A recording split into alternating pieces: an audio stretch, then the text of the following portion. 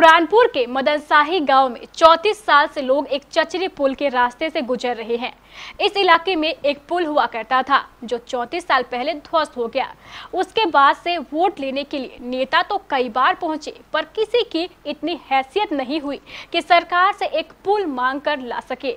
इस पूरे गांव में 20,000 की आबादी रहती है। लोगों को अगर गांव से निकलना होता है तो उन्हें 20 रुपए कीमत चुकानी पड़ती है, तब जाकर गांव से बाहर जाने की इजाजत मिलती है।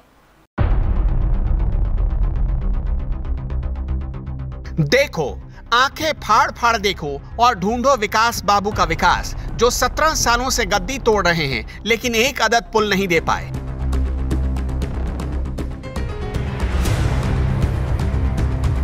कहने के लिए बिहार में पुल और सड़कों की बहार आ गई, लेकिन सच्चाई आपके सामने है।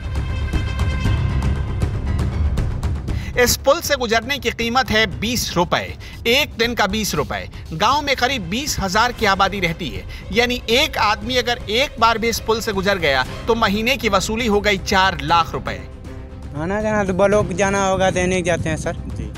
नेशन टू देख तो 20 क्या रहता है, बाइक देख टपते हैं जी। ठीक, उसके बाद वहाँ से काम हो गया। आपसे क्या लेता है चचरी पुल में? 20 का बाइक टपाने, एक बाइक में। हाँ, 2 आदमी रहे 3 आदमी। कितना दिन से आप लोग चचरी पुल? सब दिन का काम पड़ता है। ब्लॉक जाते हैं, प्राणपुर जाते हैं, हटिया उठ का जे करना है इधर करते हैं हम लोग। विधायक को कौन हम चाहते हैं यही रोड बन जाए, जाने आने के लिए पब्लिक का सुविधा होगा।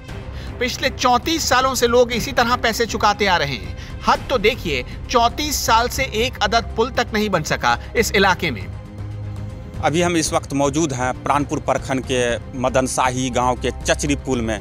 जैसा कि आप तस्वीरों में साफ साफ देख सकते हैं कि आज़ादी के दशक बाद से भी अब तक पुल निर्माण नहीं हुआ है और लोगों को चचरी पुल के सहारे आवागमन करने में परेशानी हो रहा है। ये प्राणपुर प्रखंड के मदनसाही गांव की तस्वीर है।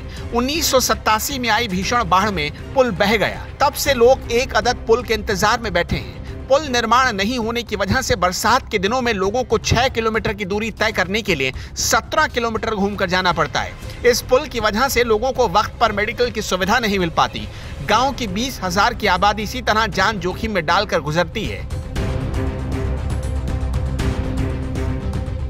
इस पुल की लाइफ की कोई गारंटी नहीं। जब बाढ़ में लाखों करोड़ों के पुल को बहते हुए देर नहीं लगती तो इसकी क्या बिसात। लेकिन फिर भी ये लोगों की लाइफलाइन बना हुआ है।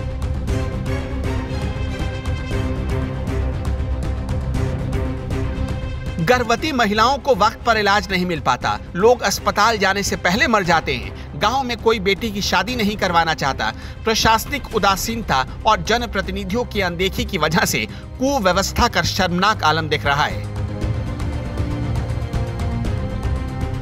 नेताओं की काहिली का इससे बड़ा नमूना नहीं मिलेगा आपको।